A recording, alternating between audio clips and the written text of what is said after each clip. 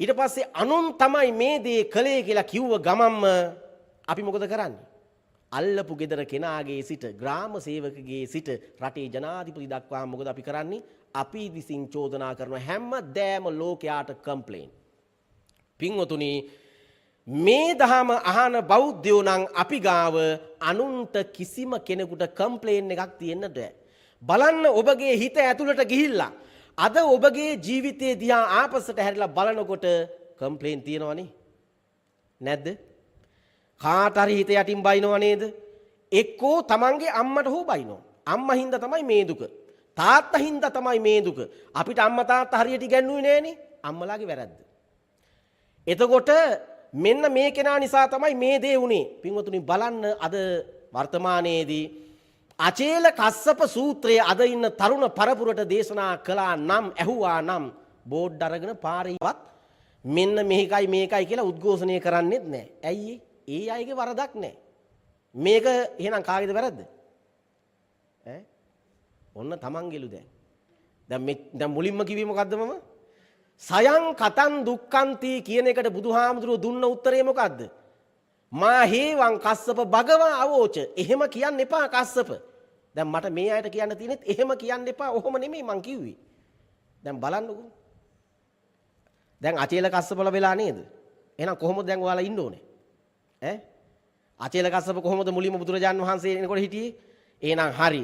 එහෙනම් මේ අචේල කස්සප සූත්‍රය තමයි අද සියලු දෙනාගේම ඇඳුම් අන්දන සූත්‍රය. ඇඳුම් අන්දන සූත්‍රය තමයි මේ කියන්නේ. හරි? හොඳයි. එතකොට අචේල කස්සප අහපු විදිහටම නෙමෙයිද ඔයාලා දැන් එහෙනම් ඔය මේ මත තුල හිටියේ? හිටියා නේද? බොරු කියන්න එපා ඈ. දැන් මං අහනකොට කිව්වා නේද? හොඳයි. පරං කතං දුක්ඛන්ති මේ හැම දෙයකටම උත්තර දෙනවා මේක ප්‍රත්‍යක් මුල් කරගෙනයි නිර්මාණය වෙන්නේ. පින්වතුනි මේ ලෝකයේ තියෙනවා පඨවි ආපෝ තේජෝ වායෝ ආකාශ විඥාන කියන ප්‍රධාන මූල හයක්. මෙන්න මේ මූල හයම විශ්ව සාධාරණ මූල හයක්. මොනවද? පඨවි ආපෝ තේජෝ වායෝ ආකාශ විඥාන. හැබැයි ඔය විශ්ව සාධාරණ මූල හයෙන් අපි කොටසක් වෙන් කරගන්නවා. පඨවි ආපෝ තේජෝ වායෝ ආකාශ විඥාන මේක මගේ කොටස. ඒ තමයි මම. මෙයා. මේ මගේ හැටි. ඒවා ටික උපදානවා. මොනවද මේ උපදාන්නේ? අර විශ්ව සාධාරණ පඨවි ආපෝ තේජෝ වායෝ ආකාශ විඥාන වලින් ගන්නවා අපේ කොටස. මොනවද අපි ගාවත් තියෙන්නේ? එතකොට මොනවද? පඨවි ආපෝ තේජෝ වායෝ ආකාශ විඥාන මේ මම. මේ මගේ හැටි. එහෙම මම කියලා අරගෙන ඒක උපදානවා. නේද? එහෙට මෙහෙට පද්දනවා. මේ නොයෙකුත් ආකාරයට මේක හදනවා ගොඩනගනවා මමත්වයක් ගොඩනගා ගන්නවා. එහෙම ගොඩනගාගෙන මම කියලා කෙනෙක් ලෝකෙට පෙන්වන්නට හදනවා. නේද? එහෙම නේද වෙන්නේ? එතකොට එහෙනම් මෙන්න මේ ආකාරයට තමයි දුක ගොඩනගන්නේ. ඒව මේ තස්ස කේවලස්ස දුක්ඛඛන්දස්ස සමුදයෝ හෝති අචේල කස්සප මෙහෙමයි දුක හැදුනේ කියලා කියනවා. එහෙනම් ඒ දුක හැදුණු වැඩපිළිවෙල ඔන්න ඕකයි. එහෙනම් අපිට කවදාවත් කියන්න පුළුවන්ද මේ දුක හදාගත්තේ තමන්මයි. මේ දුක දුන්නේ අනුන්මයි. මේ දුක හැදුවේ ඉබේමයි කියලා කියන්න පුළුවන්ද? කවදාවත් කියන්නට බෑ. ඔබ ආර්ය මාර්ගයේ යන බෞද්ධයෙක් නම් කවදාවත් එහෙම කියන්නේ නෑ. ඒව මේ තස්ස දුක්ඛඛන්දස්ස නිරෝධෝ හෝති. එහෙනම් මේ දුක නැත කිරීමේ මාර්ගයක් තියෙන්නේ මෙතනමයි. ඒක තමයි අවිජ්ජායත්තේව අශේෂ විරාගෝ සංකාර නිරෝධ.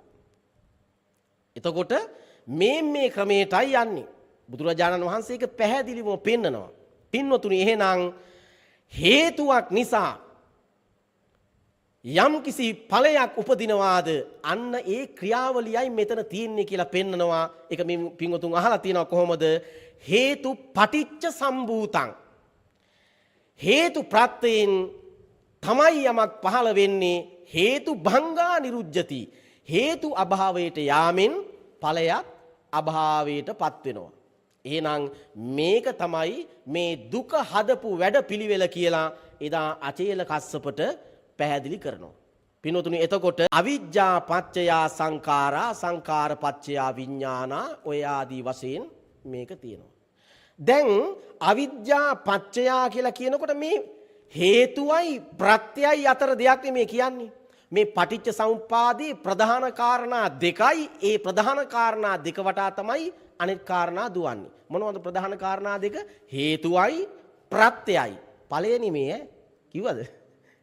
හේතුවයි ප්‍රත්‍යයයි. හේතුවයි ප්‍රත්‍යයයි කියන්නේ මොකක්ද කියලා දැනගන්න එපේ. හැබැයි පින්වතුනි මේ හේතුව ප්‍රත්‍ය කියන එක ගොඩක් තැන්වලදී අපි පටල ගන්නවා. ඒක මම මෙහෙම පැහැදිලි කළොත් එහෙම කුඩා දරුවෝ මිය ගිය කවුරු හරි ඉන්නවද මෙතන? තමන්ගේ කුඩා වයසේ දරුවෝ මිය ගියයි. කමන්නේ කාගේ හරි මිය ගියානේ. හොඳයි. කුඩා දරුවෙක් ඉන්නවා.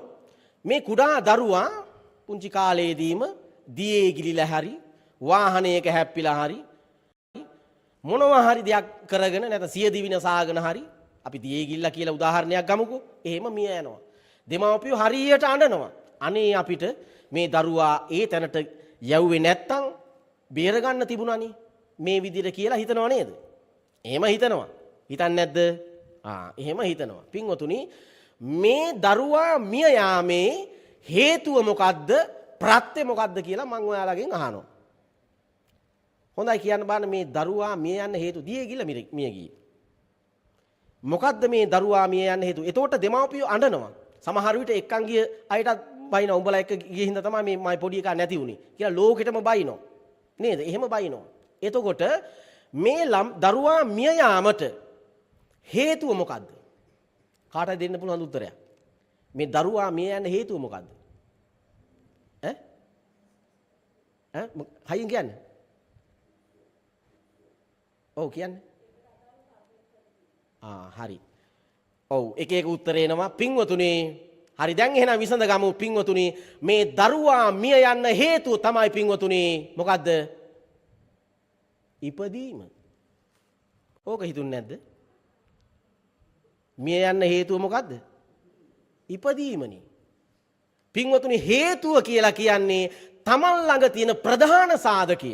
ප්‍රත්‍ය කියලා කියන්නේ ඊට පරිබාහිරින් ඒ වෙනුවෙන් උදව් කරන සාධකය. දැන් තේරුණාද? මේ ජීවිතයේ තුලදීම අපි කරන්නේම මොකද්ද? ප්‍රත්‍ය වෙනස් කරන්න හදනව නේද? ප්‍රත්‍ය වෙනස් කරන්න නේද හදන්නේ? අනේ එහෙම වුණේ නැත්තම් මම එහෙම කළේ නැත්තම් මට යාව හම්බුනේ නැත්තම් මං ඒ ගමන ගියේ නැත්තම් කොච්චර හොඳද අපිට යාව බේර ගන්න තිබ්බනේ. මොකද්ද මේ වෙනස් කරන්න හදන්නේ? ප්‍රත්‍ය වෙනස් කරන්න හදන්නේ පින්වතුනි. හොඳයි. ඒ ළමයාගේ ප්‍රත්‍ය වෙනස් කරා කියලා හිතන්නකෝ. ඒ ළමයාව බේර ගන්නවා. අසනීපයක් වුණොත් එහෙම ඔයාලා හැමදෙනාම බෙහෙත් බීලා හරි බේර ගන්නවා. හේතුව ඉපදීම නම් බෙහෙත් බීලා මරණය නවත්තන්න පුළුවන්ද? එහෙනම් පින්වතුනි බෙහෙත් බීලා හෝ ප්‍රත්‍ය වෙනස් කරලා අපේ මේ ඵලය වෙනස් කරන්න ප්‍රත්‍යයෙන් බෑ කවදාවත්. හේතුවමයි හේතු බංගා නිරුජ්ජති. හේතුවමයි වෙනස් කරන්නට ඕනේ. එහෙනම් දෙවියන්ට ලෙඩ හැදින්නේ නෑනේ. නේද? දෙවියෝ සියදිවි නසා ගන්න නෑනේ. දෙවියුන්ව මරන්න කවුරුත් නෑනේ. එහෙනම් ඒ අය අජරාමරද? දෙවියෝ අජරාමර වෙලා ඉන්නවද? නෑනේ. ආයුෂ ගෙවිලා අනිවාර්යයෙන්ම මරණයටපත් වෙනවා. එහෙනම් පින්නතුනි හේතුව විද්‍යාමාන වෙන තාක්කල්ම ඵලය විද්‍යාමාන වනවාමයි. එහෙනම් නැති කරන්න ඕනේ මොකද්ද? හේතුව. අන්න ඒ හේතුව මොකද්ද? ජාතිය. හේතුව මොකද්ද? ජාතිය. ජාතිය එහෙනම් මොකද්ද? ඉපදීම. එහෙනම් ඉපදීම අපි කරගත් එකක්ද? දැන් දෙන්න බලන්න උත්තරේ. අම්මා කරපු එකක්ද? තාත්තා කරපු දෙයක්ද? තාත්තගේ තාත්තා, අත්තා, මුත්තා, කිත්තා, කිරිකිත්තා, නත්තා, පනත්තා. අපි දිගට කියනවා නේද? අපෙන් කම්ප්ලේන් එකක් තියෙනව නේද? එහෙම කම්ප්ලේන් එකක් තියෙනවා. එහෙනම් පින්වතුනි මේ ඉපදිච්ච එකට දැන් අපි හේතු හොයාගෙන යා. හොඳයි. ජාතියට හේතුව මොකද්ද? ජාතියට හේතුව